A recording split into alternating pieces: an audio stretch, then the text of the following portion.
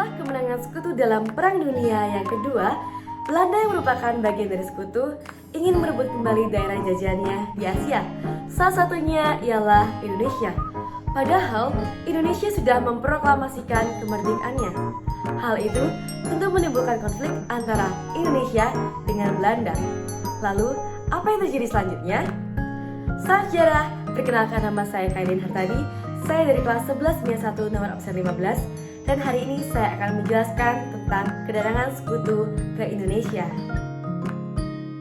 Proklamasi kemerdekaan Indonesia ternyata bukan titik akhir perjuangan bangsa Indonesia, melainkan titik awal menuju kemerdekaan.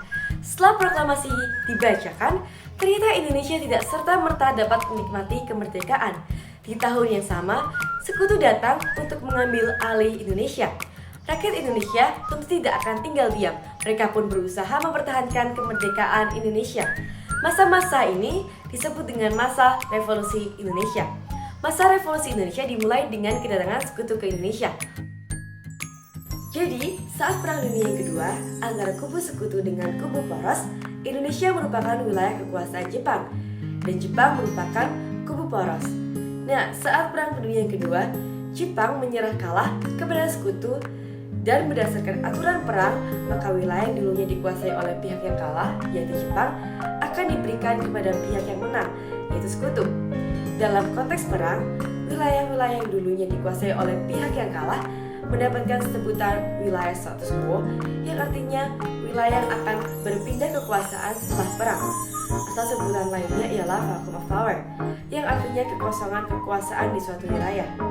Oleh karena itu, sebagai pemerang perang, sekutu datang lagi ke Indonesia untuk mengambil alih Indonesia dari Jepang.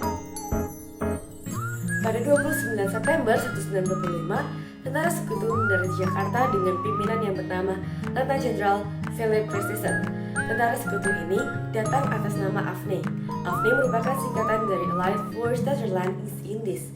Tugas AFNI di Indonesia ialah yang pertama, menerima penyerahan kekuasaan tentara Jepang, yang kedua, membebaskan tawanan perang dan interniran sekutu, yang ketiga ialah melucuti dan mengumpulkan orang-orang Jepang untuk dipulangkan ke negerinya, yang keempat ialah menegakkan dan mempertahankan kedamaian serta menciptakan keamanan. Awalnya, pihak AFNI disambut baik oleh Indonesia karena AFNI membawa misi perdamaian dan berjanji tidak akan mencampuri persoalan yang menyangkut status ketatanegaraan Indonesia. Apalagi pada tanggal 1 Oktober 1945, Sir Philip Christensen mengadakan pertemuan dengan Presiden Soekarno. Pertemuan kedua tokoh tersebut seolah menunjukkan kepada rakyat bahwa sekutu mengakui Indonesia secara de facto.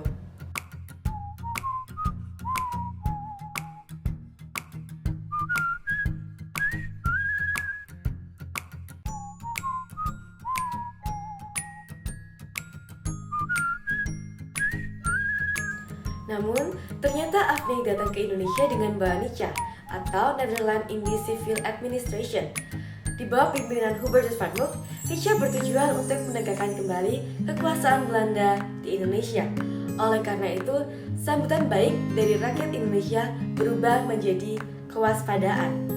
Keikutsertaan Belanda dalam misi sekutu tidak terlepas dari adanya perundingan antara Belanda dan Inggris di London yang menghasilkan Civil Affairs Agreement.